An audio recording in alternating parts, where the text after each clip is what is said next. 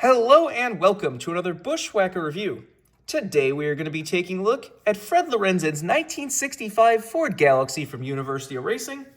As always, take a look at the box. You have the nice University of Racing boxes as always. Got Fred Lorenzen's number 28, 1965 Ford Galaxie. Got Fred Lorenzen's signature right there. University of Racing Legends with a nice render photo of the car right there. This is 5th in the series. Down the side, you have some photos of the car as well as some of the features of the diecast if you want to see that.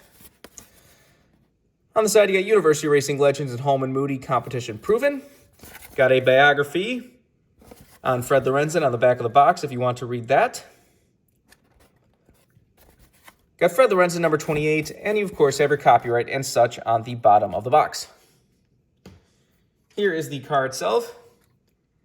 A very simple and yet iconic paint scheme from NASCAR's history. You see, solid white cars can look good, but they have to be done correctly. Not like that William Byron HP car from 2026. I already pointed that out in one of the other videos, the University Racings that I reviewed, but the fact that there's some people that are like, this is perfect and clean and simple and I love it, and it's like, it doesn't even have the right colors, it just doesn't look good. Like, this is a simple, clean white paint scheme that can look good. Simple white paint schemes can look good, they just have to be done right.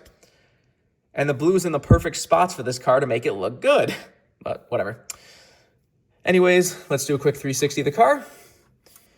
Fred Lorenzen is another pioneer legend of the sport that doesn't really get as much love as he should, I feel like.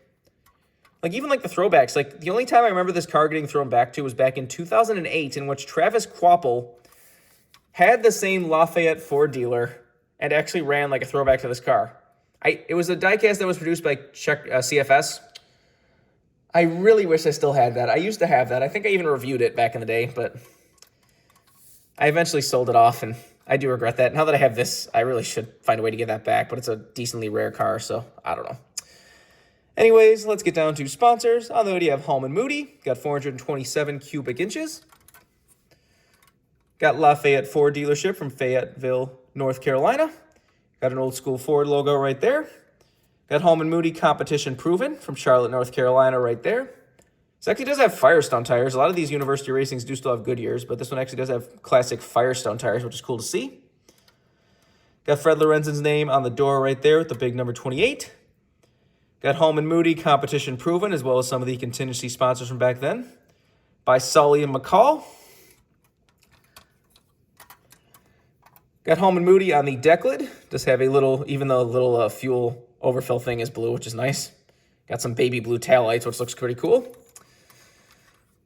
Nothing on the deck lid other than Holman Moody, and nothing on the roof. You can see the numbers actually like closer to the driver's side, which is a nice little detail that is accurate. Got a cool detail of this car. You can see on the dashboard it says Think WHM question mark. Now what that is actually said on the box. If you look at the bio of the box, it says Think WHM. Ralph Moody explains the meaning of the message. H.A. Foyt and Freddie were racing in Charlotte, and Lorenzen let Foyt get by him, so I put on the pit board to think, what the hell's the matter? And then after that, he shortened it and painted on the dashboard of every single car Fred Lorenzen drove for him, which is hilarious. That is a really cool detail for a diecast right there. Kudos to University Racing for including it. Anyways, let's take a look under the hood. Got the nice University Racing engine with the black underside of the hood. The fuel cell, classic fuel cell back there because the deck lid does open. And there's the underside of the car if you want to see that. But I do love the baby blue tires. It is such a nice detail. And you can see the entire interior and chassis is baby blue as well. Well, I guess not the entire chassis, but the entire interior is baby blue, which looks really cool. You see the University Racing even does like paint things like the window cranks and everything. University Racing cares deeply about details, and that's why I love them so much. Said I can never get enough University of Racing diecast. They're always so nice. As I said many times before, the only thing stopping me from getting all of them is the Wendell Scott, but whatever.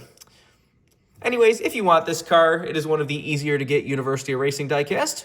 Those earlier ones, I think they made a crazy amount of them, so that's why they're still like, you can still get them for retail from like the University of Racing website or Circle B Diecast or whatever.